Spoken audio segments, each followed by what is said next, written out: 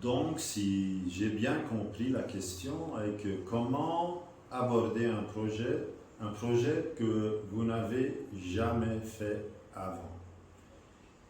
La question, évidemment, ça n'arrive pas souvent que vous allez aborder un projet que vous n'avez jamais fait avant dans le cadre professionnel. Parce que les gens qui vont vous consulter pour gérer un projet, ils font la confiance en vous parce que vous avez déjà montré que vous pouvez gérer un certain projet ou dans un projet dans un certain cadre. Mais de l'autre côté, dans la vie, rien ne se répète parce qu'il y a toujours le changement continu. Ça veut dire que chaque projet que vous faites, c'est un nouveau projet.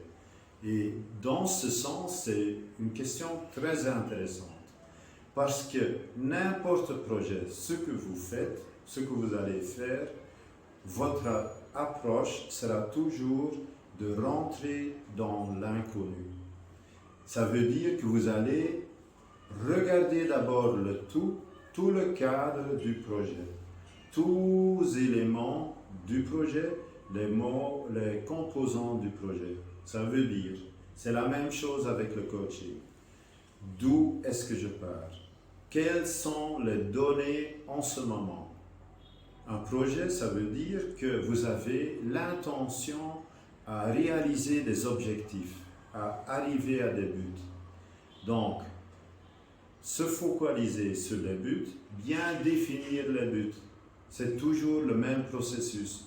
Le processus est le même, les données changent toujours. Ça veut dire des buts clairs, SMART, spécifiques, mesurables, atteignables, réalistes et temps précis. Une fois que vous savez très bien ou vous connaissez vos buts, vous retournez en arrière dans le présent. Les buts sont dans le futur. Vous retournez dans le présent. Où suis-je maintenant?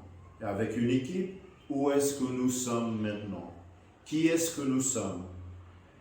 Quelles sont nos forces? Quelles sont nos faiblesses? Quelles sont nos opportunités? Et quelles sont les menaces?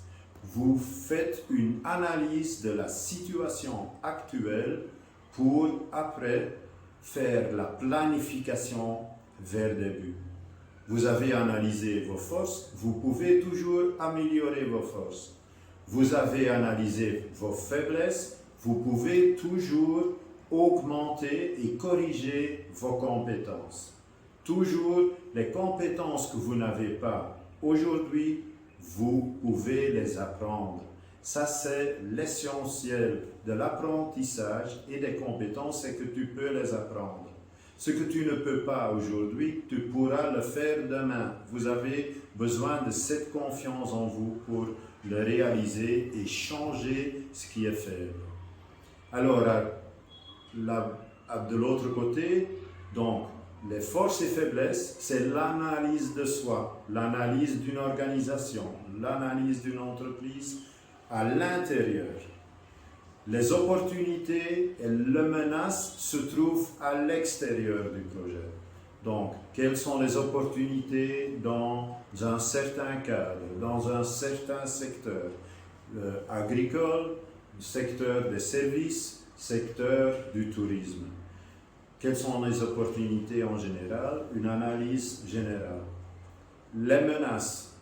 Il faut savoir que même les menaces, ça sent négatif, mais une personne forte peut retourner, ou une organisation forte peut retourner des faiblesses et des menaces en opportunités et même force. Et ça, c'est le secret des gens qui réalisent tout dans leur vie.